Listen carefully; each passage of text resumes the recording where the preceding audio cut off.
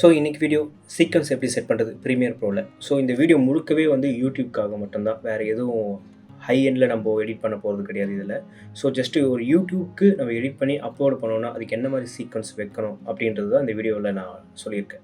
First சீக்வன்ஸுக்கு short cut Windows நான் Ctrl+N, make நான் Command+N. So Ctrl+N கொடுத்ததுக்கப்புறம் இந்த சீக்வன்ஸ் ஸ்க்ரீன் வந்துடும். ஸோ இதுதான் சீக்வன்ஸ்க்கான ஸ்க்ரீன். ஸோ 1080 நம்ம செட் பண்ண போகிறோம் ஃபஸ்ட்டு.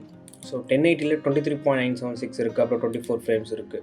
ஸோ ஒரு சினிமாட்டிக் லெவலில் நம்மளோட வீடியோ வரணும் அப்படின்னும் போது நீங்கள் 24 ஃப்ரேம்ஸை சூஸ் பண்ணுறது பெட்டர். ஸோ நான் 24 ஃப்ரேம்ஸை சூஸ் பண்ணிவிட்டேன். செட்டிங்ஸ் போகிறேன். செட்டிங்ஸ் போனதுக்கப்புறம் இங்கே கஸ்டம். ஸோ 24 ஃப்ரேம்ஸ் டிஃபால்ட்டாக இங்கே இருக்குது. அதுக்கப்புறம் எனக்கு என்ன ரெசல்யூஷன் வேணும். ஸோ என்னோடய வீடியோ வந்து இப்போ 4K ஃபுட்டேஜ் அப்படின்னும் போது 3840x2160 இதுதான் 4Kயோட ரெசல்யூஷன். ஸோ இந்த ஸ்கொயர் பிக்சல் 99.9% ஸ்கொயர் பிக்சல்ன்றது டிஃபால்ட் எல்லாத்துக்குமே. ஏன்னா இப்போ இருக்க கேமரா எல்லாமே ஸ்கொயர் பிக்சலில் கேப்சர் பண்ணுது. ஸோ இது டிஃபால்ட். ஸோ இதில் எந்த சேஞ்சஸும் பண்ண வேணாம் ஃபீல்டு டேப்லேயும். அதுக்கப்புறம் display format 24 FPS time code. So இந்த டைம் கோடுன்றது நான் எக்ஸ்பிளைன் பண்ணுறேன். ஸோ இது அந்த டைம் கோட். ஸோ இந்த டைம் கோடில் சிம்பிள், இது வந்து ஃபஸ்ட் இங்கே கடைசியில் இருக்கிற 4 டிஜிட் வந்து நம்மளோட ஃப்ரேம்ஸு, அதுக்கப்புறம் இந்த இதுக்கு பக்கத்தில் வர்றது செகண்ட்ஸு, இதுக்கு பக்கத்தில் வர்றது ஹவர்ஸு. ஸோ இந்த ஹவர்ஸ் எக்ஸ்டெண்ட் ஆச்சுன்னா இங்கே இன்னும் இன்க்ரீஸ் ஆகும். அவ்வளோதான், சிம்பிள் இது. ஸோ இப்போ நான் இதை ஒன்றும் டீட்டெயில் எக்ஸ்பிளைன் பண்ணிடுறேன். இப்போ என்கிட்ட வந்து ஒரு 30 FPSல ஒரு வீடியோ வச்சுருக்கேன். ஸோ அந்த வீடியோ ட்ராக் பண்ணி போட்டேன். ஓகே, இந்த மாதிரி கிளிப் மேட்ச் ஏன் அப்படின்னு கேட்குதுன்னா, ஆல்ரெடி நான் வந்து 24 FPS தான் நான் சீக்வன்ஸை செட் பண்ணி வச்சுருக்கேன். பட் இருந்தாலுமே நான் ஒரு 30 FPS, இங்கே பார்த்தா தெரியும், 30 FPSக்கான ஒரு வீடியோவை ட்ராக் பண்ணி போகிற டைமில். ஸோ அதனால் இந்த ஒரு பாப்பப் போகிறோம். ஸோ எனக்கு இதில் வந்து ஆக்சுவலி இப்போ என்ன கேட்குது அப்படின்னா, உங்களுக்கு இந்த 24 FPS செட் பண்ணாமா இல்லை நீங்கள் சேஞ்ச் பண்ண விரும்புகிறீங்களா 30 FPSக்கு.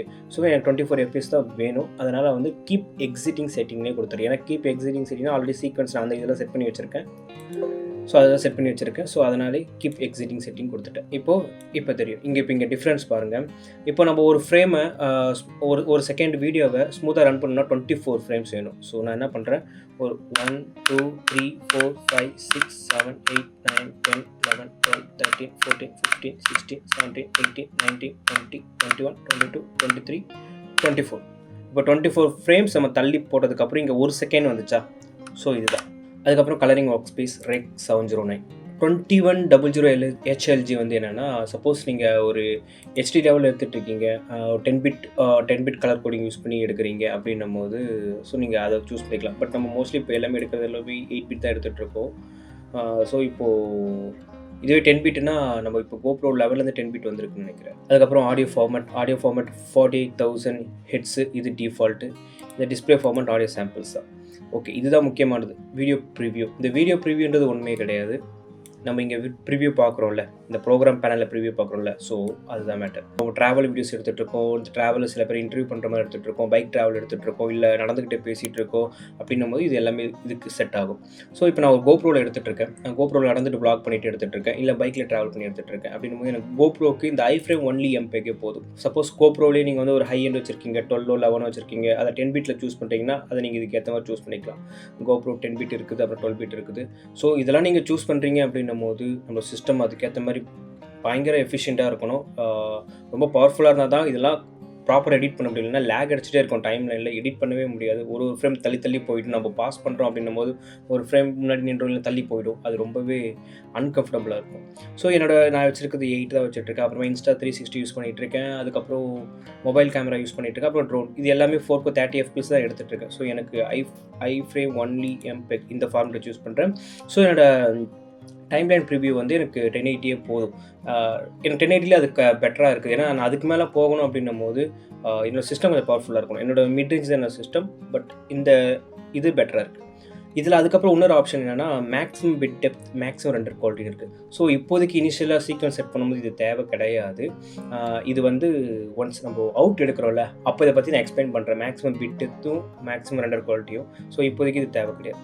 ஸோ சீக்வன்ஸ் நம்ம செட் பண்ணிக்கலாம். இப்போ நான் வச்சுருக்க வந்து 4K 24 FPS வச்சுருக்கேன். இங்கே சீக்வன்ஸ் நேம் நீங்கள் என்ன கொடுக்க போகிறீங்கன்றது தான். ஸோ 4K 24 FPS போட்டு டெஸ்டிங் வீடியோ தான். ஸோ டெஸ்டிங்னு கொடுத்துக்கிறேன். அதுக்கப்புறம் இந்த ப்ரீசெட்டை சேவ் பண்ண போகிறேன். ஸோ 4K 20 FPS சேவ் பண்ணிக்கிறேன். டிஸ்கிரிப்ஷன் வேணால் உங்களுக்கு வேணால் போட்டுக்கலாம். பட் நம்மளுக்கு இதில் நம்மளால் ஈஸியாக கன்வெர்ட் பண்ண முடிஞ்சிடும். ஸோ ஓகே கொடுத்துட்றேன். ஸோ என்ன நடக்கும்னு பார்த்தீங்கன்னா, இங்கே கீழே கஸ்டம்ஸ்னு ஒரு டேப் வந்து அதில் நம்மளுக்கு க்ரியேட் ஆகி நின்றோம் எல்லாமே. அப்புறமா 1080 23.976 அப்புறம் 24 FPS இந்த மாதிரி நமக்கு தேவையான மாதிரி ரெடி பண்ணி வச்சுக்க வேண்டியதான். ஸோ ஒன்ஸ் நம்ம ரெடி பண்ணதுக்கப்புறம் நம்மளுக்கு சீக்வன்ஸ் இந்த மாதிரி தான் ரிஃப்ளெக்ட் ஆகும். இப்போது இங்கே சீக்வன்ஸோட ஐக்கான் பார்த்தா தெரியும். இதுதான் சீக்வன்ஸோட ஐக்கான், லைனாக வரும். இது சீக்வன்ஸு. அதுக்கப்புறம் இங்கே இருக்கிறது வீடியோ ஃபார்மேட். இப்போது இங்கே பார்க்கும்போது தெரியும், இதில் வந்து வீடியோவும் இருக்குது, ஆடியோ இருக்குது. ஸோ இந்த மாதிரி ஒரு லோகோ கிடைக்கும் இந்த இடத்துல. சப்போஸ் ஆடியோ மட்டும் இருக்குது அப்படின்னா இந்த மாதிரி ஒரு லோகோ இருக்கும். சப்போஸ் இமேஜ் மட்டும்தான் இருக்குன்னா இந்த மாதிரி லோகோ இருக்கும். ஸோ சிம்பிள் ஸ்டெப் இவ்வளோ தான் சீக்வன்ஸ் க்ரியேட் பண்ணுறது. ஒன்ஸ் நம்ம சீக்வன்ஸ் க்ரியேட் பண்ணதுக்கப்புறம் எல்லாமே க்ளீனாக இங்கே சர்வ் பண்ணி வச்சுக்கணும். நம்மளோட ஃபோல்டர்ஸ் ஒர்க்கிங் பண்ண வேண்டிய ஃபோல்டர்ஸ்லாம் பக்காவாக இங்கே சர்வ் பண்ணி வச்சுக்கணும். அப்போ தான் நமக்கு எடிட்டிங்கில் ஈஸியாக இருக்கும்.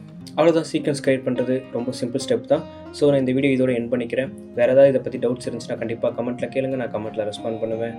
ஸோ இது வரைக்கும் வீடியோ பார்த்ததுக்கு தேங்க்யூ.